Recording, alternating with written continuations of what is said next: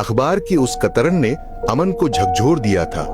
उस टूटी हुई गुड़िया और राठौर परिवार के रहस्यमय ढंग से गायब होने के बीच का संबंध उसे अंदर तक परेशान कर रहा था। उसके दिमाग में एक ही विचार घूम रहा था, क्या उस रात हवेली में उसने जिस आकृति को देखा था उसका संबंध इस परिवार से था, और क्या उस गुड़िया में कोई अलौकिक शक्ति थी जो इन घटनाओं से जुड़ी थी। उसने फैसला किया कि वह इस रहस्य की तह तक जाएगा। उसने राठौर परिवार के बारे में और जानकारी जुटानी शुरू की। कई दिनों की खोजबीन के बाद उसे परिवार के एक दूर के रिश्तेदार का पता चला, जो अब काफी बूढ़े हो चुके थे और एक छोटे से गांव में रहते थे। अमन उनसे मिलने पहुंचा।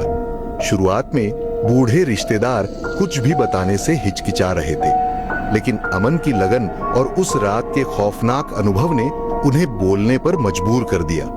उन्होंने बताया कि राठौर परिवार जादू टोने में विश्वास रखता था, खासकर परिवार की सबसे छोटी बेटी जो उस गुड़िया से बहुत जुड़ी हुई थी। उन्होंने फुसफुसाते हुए कहा, जिस दिन वो गायब हुए हवेली से एक अजीब सी चीख की आवाज आई थी और उसके बाद सन्नाटा। कहते हैं कि वो गुड़िया उस बच्ची की आत्मा से जुड़ी हुई है और हवेली अब भी उस आत्मा का इंतजार कर रही है। अमन को अब समझ आने लगा था कि उस रात हवेली में क्या हुआ था। वह सिर्फ एक पुराना घर नहीं बल्कि एक दुखी आत्मा का ठिकाना था जो अपने परिवार के लौटने का इंतजार कर रही थी।